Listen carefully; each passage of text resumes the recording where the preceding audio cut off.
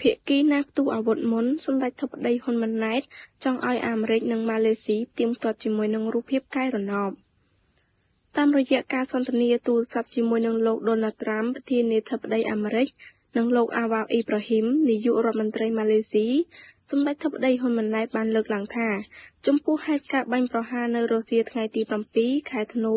ឆ្នាំ2025ដែលបានបណ្ដាលឲ្យមានការផ្ទុះអាវុធជាថ្មីរវាងប្រទេសទាំងពីរសម្ដេចបានផ្ដល់យោបល់ថាកងទ័ពឬស្ថាប័នជំនាញរបស់សហរដ្ឋអាមេរិកនិងប្រទេសម៉ាឡេស៊ីអាចប្រើសមត្ថភាពប្រមូលព័ត៌មានរបស់ពួកគេដូចជារូបភាពកែរណបដែលបានថតអំឡុងពេលនោះនិងក្រោយពេលរយៈពេល24ម៉ោងដើម្បីផ្ទៀងផ្ទាត់ថាតើភាគីណាបាញ់មុនសម្ដេចធិបតីក៏បានបញ្ជាក់ដែរថាវិធីសាស្ត្រនេះអាចជាវិធីសាស្ត្រងាយស្រួលនិងមានតម្លាភាពបំផុតក្នុងការផ្ទៀងផ្ទាត់ហេតុការណ៍នេះកម្ពុជាត្រៀមខ្លួនសហការក្នុងករណីមានតម្រូវការទន្ទឹមគ្នានេះសម្ដេចធិបតីក៏បានថ្លែងអំណរគុណលោកទាំងពីរចំពោះការខិតខំប្រឹងប្រែងជាបន្តបន្ទាប់សម្ដៅសម្រេចឲ្យបាននូវសន្តិភាពយូរអង្វែងរវាងកម្ពុជានិងថៃ